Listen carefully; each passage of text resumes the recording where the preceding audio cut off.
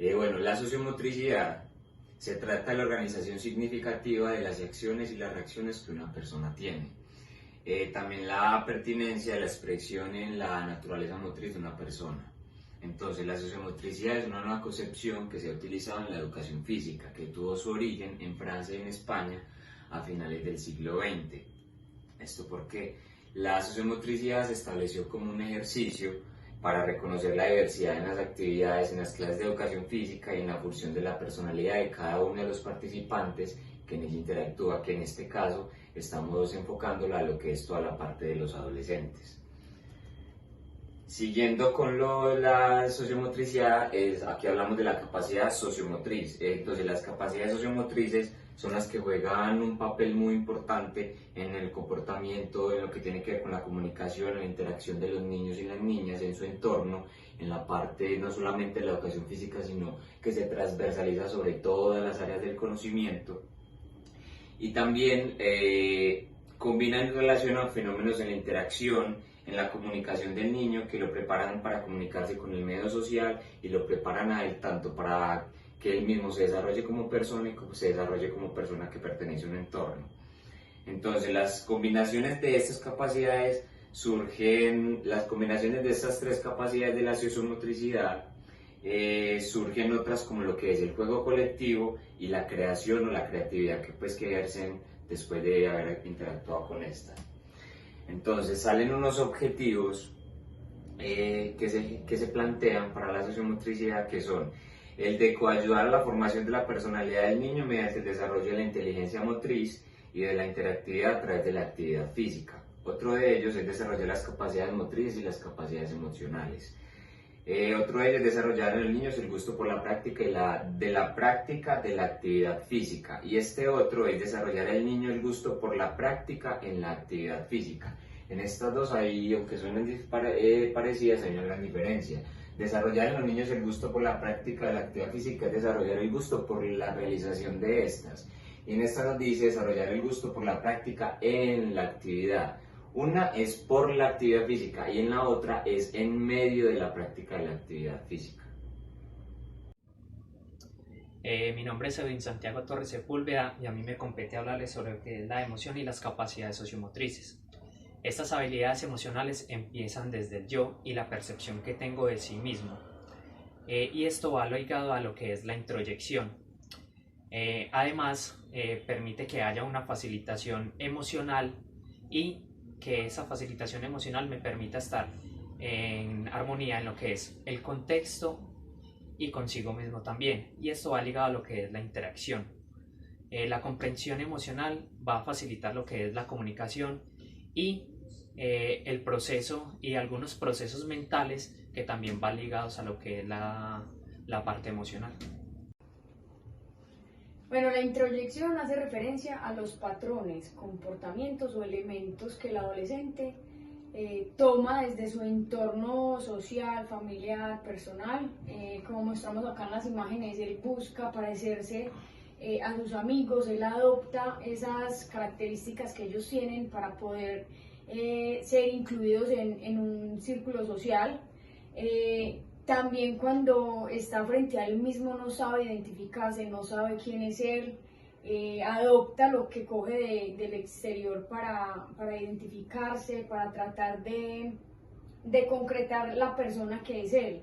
Y todo lo que le dicen sus amigos y familiares, él lo introyecta para que esto sea el fin, para que este sea como el objetivo de la realización de su personalidad, de su identidad, y pueda así desarrollarse en una comunidad y en un entorno donde él pueda ser reflexivo, donde tenga autoconocimiento, autocontrol, pero estos le ayudan también y le permiten ser parte de un mecanismo de defensa donde él puede tener esa capacidad de defenderse en frente de los demás, en frente de las características de los demás, para poder así tener ese poder sobre lo que él es, sobre lo que él ha creado y sobre lo que él se está proyectando.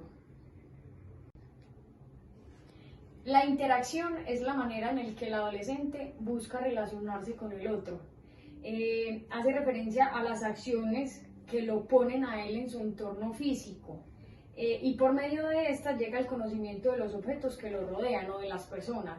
Él utiliza la interacción para entrar en su círculo social, para adoptar posturas, para comunicarse, para llegar a un punto en el que él decida para qué lado coger, para qué lado inclinarse más, y también para dar a conocer sus sentimientos, sus emociones, sus características, aunque él por medio también de la interacción trata de recolectar lo que los demás le ofrecen para un mejor desarrollo de sus capacidades y habilidades.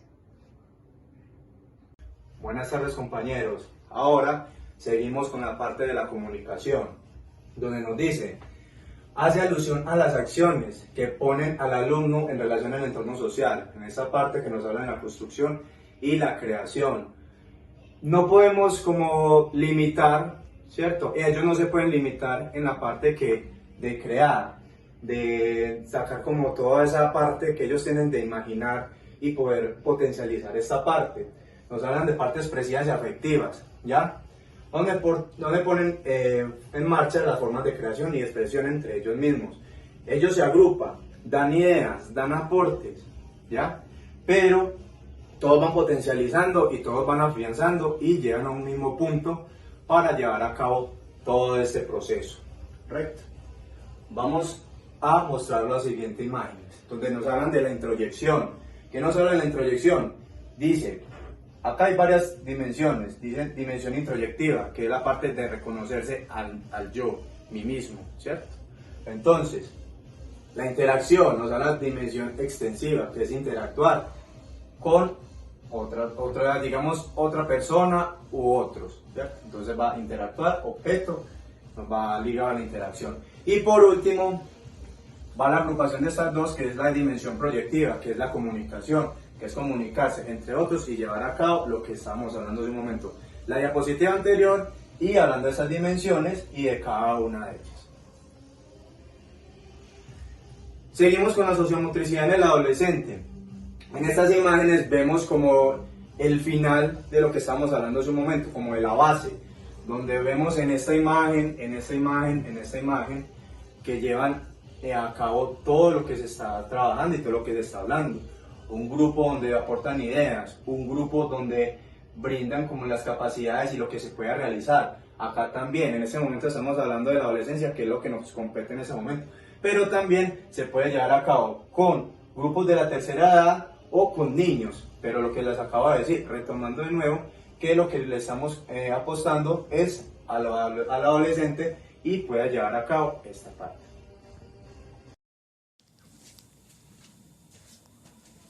Muchachos, buen día. Yo les voy a hablar de un término que se llama empatía sociomotriz, que lo empleó Parlevas. Pero primero los voy a contextualizar, porque el término empatía tiene que ver con las emociones. Y como sabemos, el ser humano es un ser emocional. Pero hay que contextualizarlo también o especificarlo en los adolescentes, porque ellos, a diferencia por ejemplo de los niños tienen una inocencia, mientras los adultos tienen ya esa seriedad que los caracteriza para enfrentar diferentes problemáticas, cosa que todavía no ha enfrentado el adolescente y que por eso a través de estos juegos él desarrolla. Entonces, ya hablando más adentro en el juego, ¿qué quiere decir? Un adolescente en interacción intenta captar el punto de vista ya sea de su compañero o de un oponente para adaptar esa conducta motriz. Entonces, un ejemplo, cuando yo jugaba sub-15, un día el portero de nosotros se lesionó y yo fui el primero que me ofrecía tapar. Entonces me metí en el arco y yo siempre me he considerado que tapo bien, pero yo tengo algunos problemas con la espacialidad. Entonces cuando iba a salir a agarrar un balón o a achicar, yo sentía una inseguridad. Por lo tanto cometí algunos errores porque el portero de nosotros no se recuperó y entonces a mí me tocó seguir tapando esa temporada. Entonces yo ¿qué hice? Fui a ver categorías mayores, a ver cómo los porteros tapaban en el mismo campo. Entonces yo más o menos miraba a qué balones podía salir y a qué balones no salía. Entonces es más o menos el ejemplo. Así fui mejorando un poco y ya pues al final pues yo siempre he sido carrilero, no seguí como portero. Bueno, y al final dice que esta clase de experiencias hacen que el adolescente aprenda a ponerse en el lugar de los demás participantes, lo que hice yo en ese momento con mi compañero que era portero. Muchachos, no me hago aquí porque entonces no sé, creo que no se proyecta bien la imagen, entonces por eso me estoy haciendo a un lado. Voy a cambiar a este término que se llama inteligencia sociomotriz.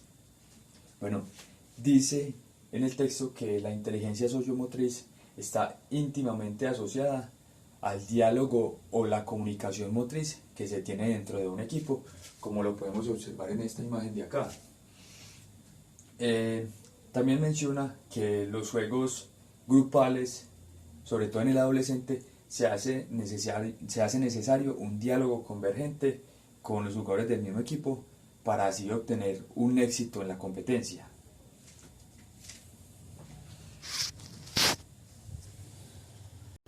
Bueno, y ahora tenemos la sociomotricidad en la básica secundaria.